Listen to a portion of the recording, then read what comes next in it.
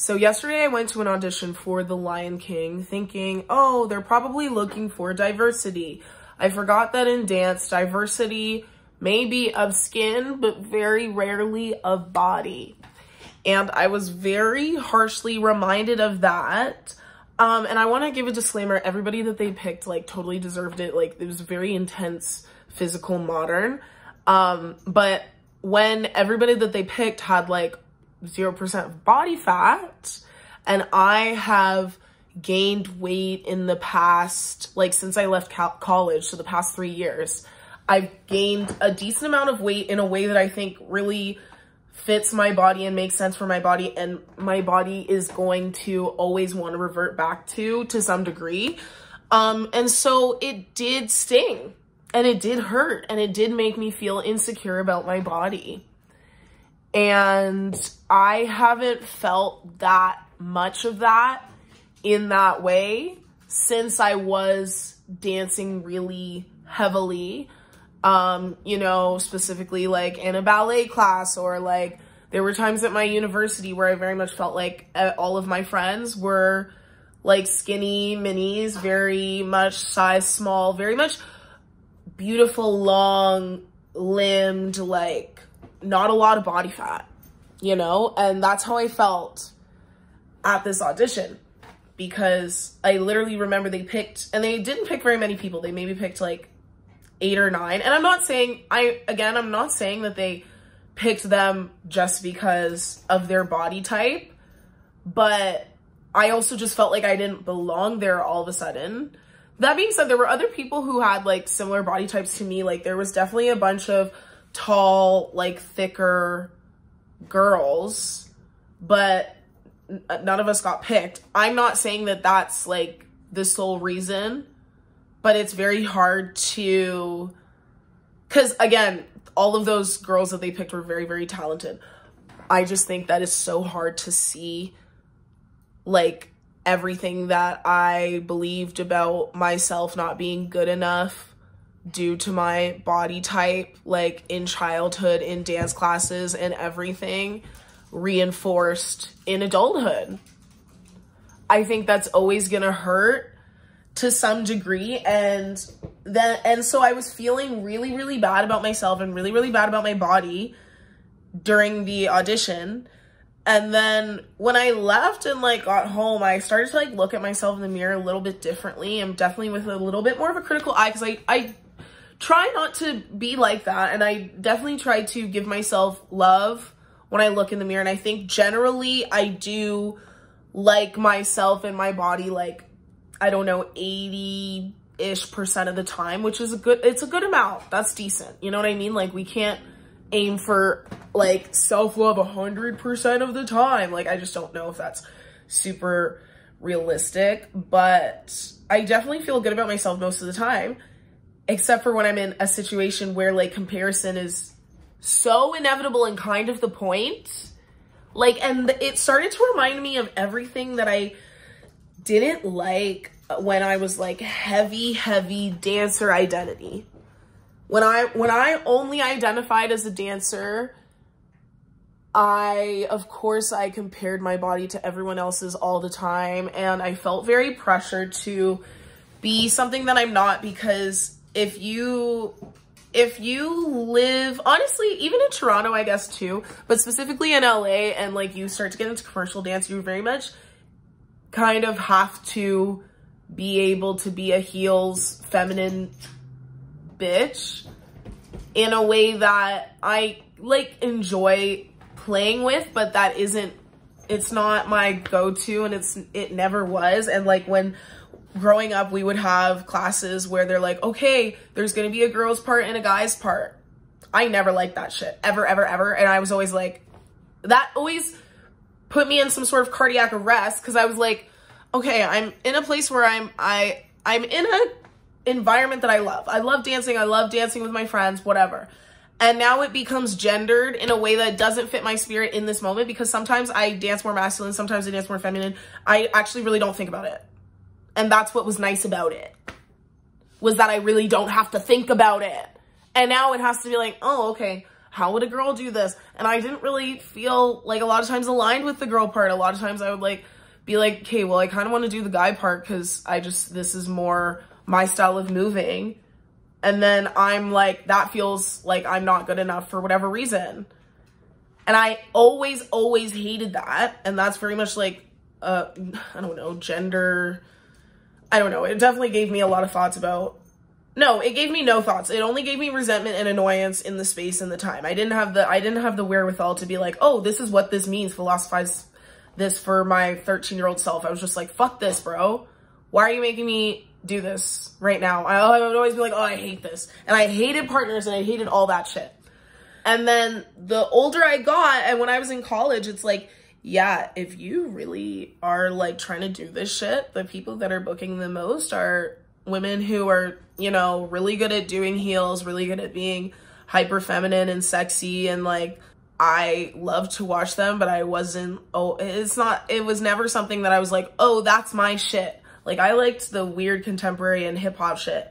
And I felt like the emphasis on presentation and body was suffocating, and like the emphasis on, okay, I have to wear this kind of outfit that literally one time my jazz teacher, who was gay but was very mean to a lot of us, but especially me. This professor in my sophomore and junior year jazz class told me that I needed to wear a bra that separated my boobs more because whatever sports bra I was wearing was giving me more of a uniboob, and that it's not that I had nothing, he said. Like, he was making it sound like I had something to work with, but the sports bras I was wearing was not doing me justice. And he was like, maybe you need to wear 2 bras. To dance, brother?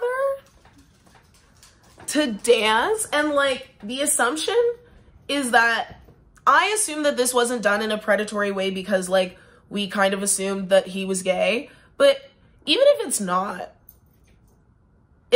really, I don't think it was appropriate. And I had a lot of issues with this professor because he, you know, guys, what's wrong? She had issues with him as well. He got his ideas of torture from Professor Umbridge from Harry Potter, because he said he watched Harry Potter and he got the idea from Professor Umbridge to make us write 100 lines of, I will respond to an email in 24 hours or less. This was after we told him we're going on a school trip. My piece got taken to a school trip. ACDA. It's a school trip. Of course we're not in the jazz class, and our absences don't get marked as a valid absence, even though we're on a school trip for a piece that my school told me and my dancers to go to. So we already told him we're going on a school trip. And then he sends an email saying, do you guys want to come to this event with it was like with Busy Phillips, which is that girl from Girls 5 Ever. I don't really know what it was, but it was something to do with her. And he was like, friends with everyone and all these things. And you know, that's fine, whatever. I'm on a school trip. I was trying to win the fucking ACDA. And by win, I mean get into the top 10, which we did. My piece got into the top 10 out of all these colleges and all these universities and all these professors choreographing shit, all these people getting paying choreographers to come in and set pieces on their colleges. My piece got picked over so many people. That's a big deal to me. I'm focused on that. This is a very big deal in my creative identity. No, I didn't respond to his email about going to something in a city that I'm not in because I'm away, in a different city because I'm on a school trip. And so anyways, we got fucking flogged for not answering his email. And he said, and the thing was, it was really about 2 bitches who said they were going to show up, who were seniors and were not at ACDA, who embarrassed him because they said he was going to show up and then they switched last minute. And so he had a meltdown and he came in and he was red. He was fuming. He was red. And I will never forget this because we had a Monopoly board. He paid to, I don't know if he even used university funds. This might've been his own money. He paid to make a Jazzopoly board that was massive, specialized, life-size Jazzopoly board to like play with our fate during the class. And he'd be like, hee hee hee. Anyways, you know, he was very entertaining, but that day he was very upset and he was fuming and he was red as a tomato. And he was so upset, like trying not to cry. And he literally asked me to stand up and he said, did you get my email? Why didn't you respond? And then he started saying that other professors, talking about one specific professor who was very unprofessional and also had very bad communication skills, had said to him how I have this issue. And I said, what professor? And he said, so-and-so. And I said, oh, well, she told me the wrong day for this thing that she asked me to perform in. And then when, again, a school event interfered with the day that she had told me the wrong day and then expected me to know what the right day was, even though she gave me no resources to know what the show was or what day it was on, other than her word of mouth, her asking me to do the show. And then I'm a bad communicator. I digress. You know, dance, white academia has its issues. You know what I'm saying. But he literally, sorry, she's causing chaos back there. Violet. He literally made us write, like, depending on how upset he was with each of us individually, he gave out different amount of word count for the essay that we had to write about, like, why we didn't reply to the fucking email when I was on a school trip doing something good for myself. Literally, that piece changed my life. It was a big deal for me. I was away on a school. You heard me. You heard me before. And I had to write, I must respond to an email in under 24 hours or less, I think 150 times. This is at my big age of, I don't know, I was probably 21. Because he got the idea from Professor Umbridge, Harry Potter. So, like, all of my body issues that came from dance, yes, they were very much in college, and yes, they were, you know, they came from growing up doing ballet, and my younger teachers, or my teachers from when I was younger, telling me fuck shit about needing to lose weight and what happens and all these things. But it still was really recent that I was feeling that way. And then once I stopped being so heavy dance oriented, like I still dance a lot, I teach a lot, I love dance, I'll always love dance. But when I stopped making that my one and only identity, I got a lot kinder to myself regarding my body. And that's not a coincidence, you know what I mean? Because like having grown men comment on your body in that way is so weird.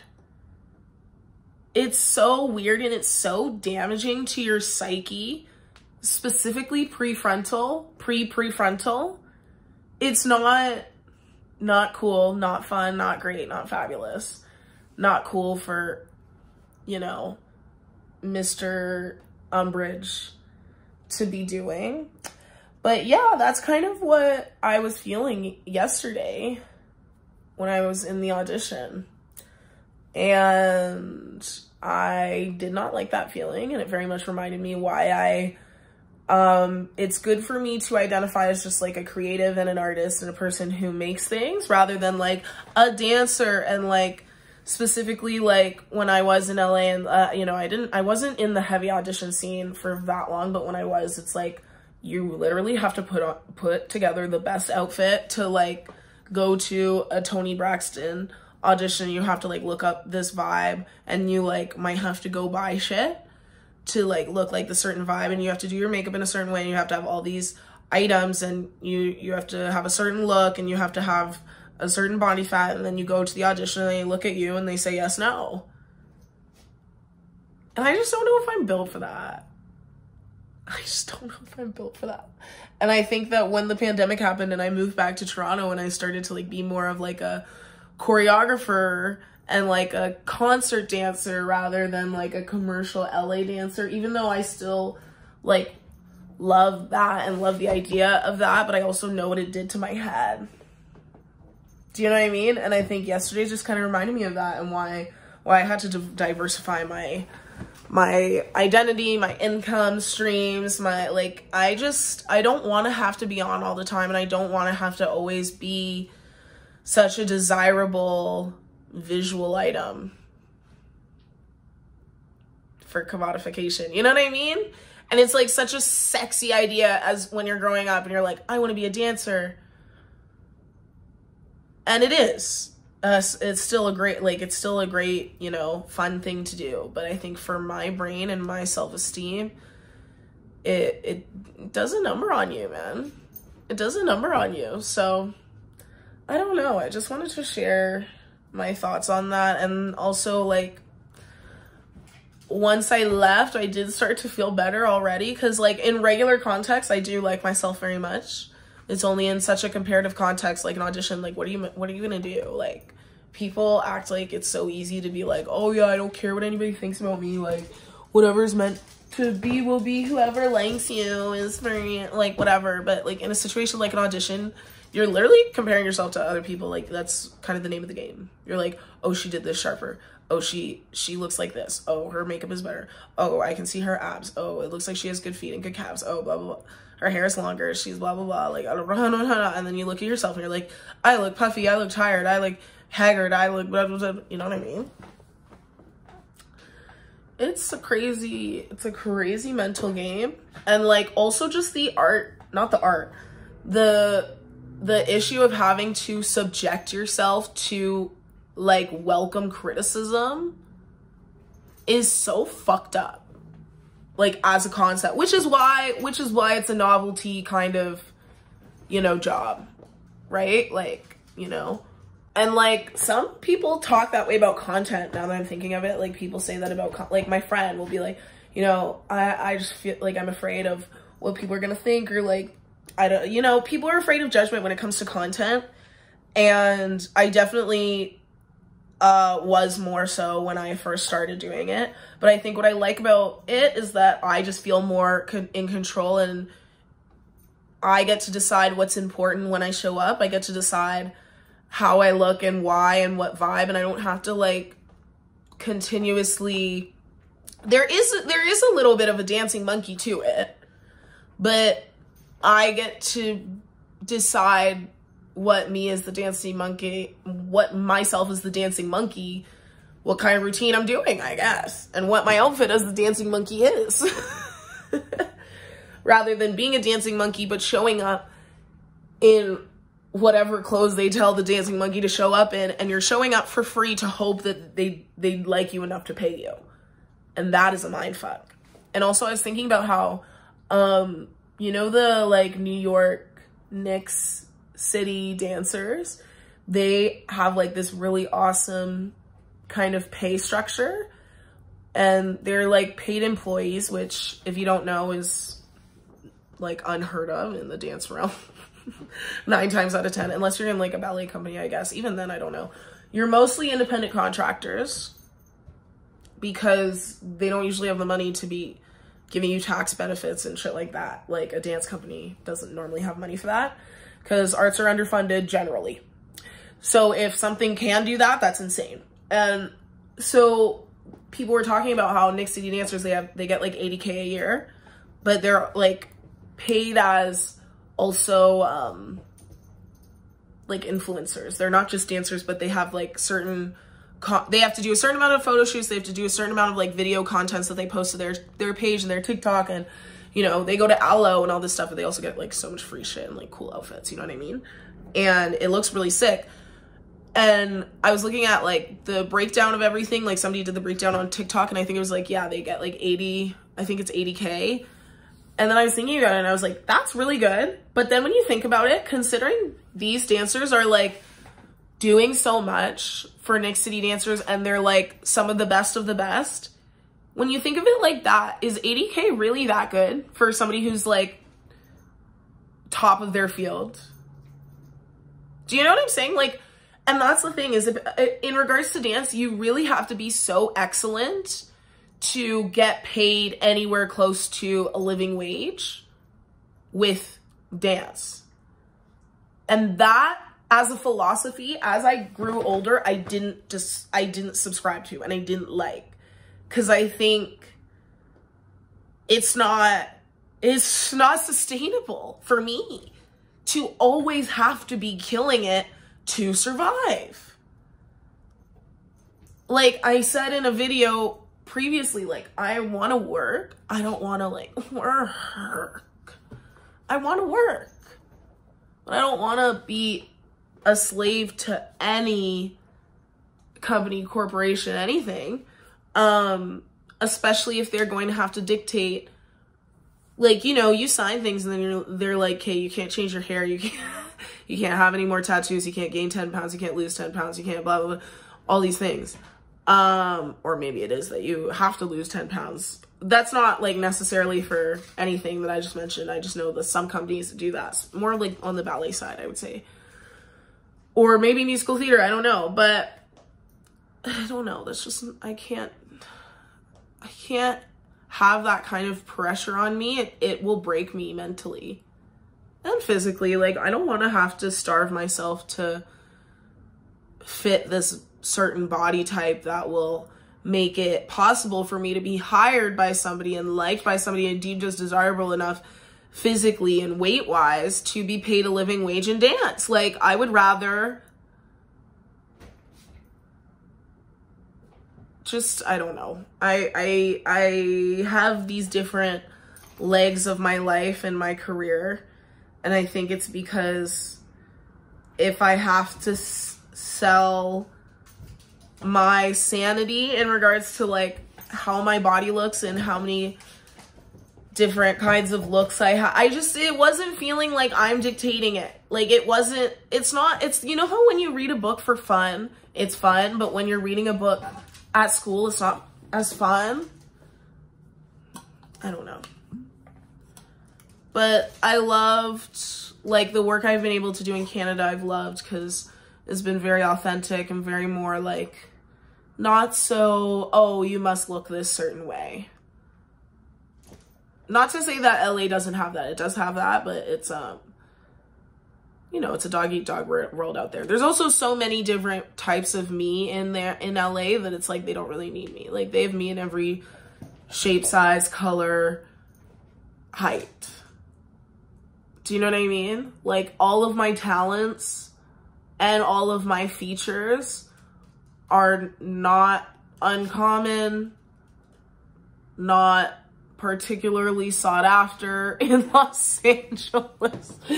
Not to like shit on myself. I'm just saying, like, I knew so many girls who looked similar to me in a different font and were better than me. So it's not like I was like, oh wow, they have a hole that I need to fill. They don't. They have me in every fucking letter of the alphabet. You know what I mean? Well, at least here it's like, oh, my movement might be like slightly more of a novelty and like whatever. As there is just out there, there's so many good people just fighting to survive in Los Angeles. And I don't know if I have the mental stamina and endurance to continuously compete and compare myself to those around me. For survival, for money. Even though we all kind of do that in any way, but here it's just so much less like that. Like, the pressure, even though I always will put so much pressure on myself, it's so much less. Like, it's just way more relaxed. And it's not that it's relaxed, but in comparison to Los Angeles, Toronto for me is so much more just like chill and comfortable and like not as cutthroat. But I digress. I still, you know, have issues with comparison. Obviously, I went to that audition yesterday and I felt like this.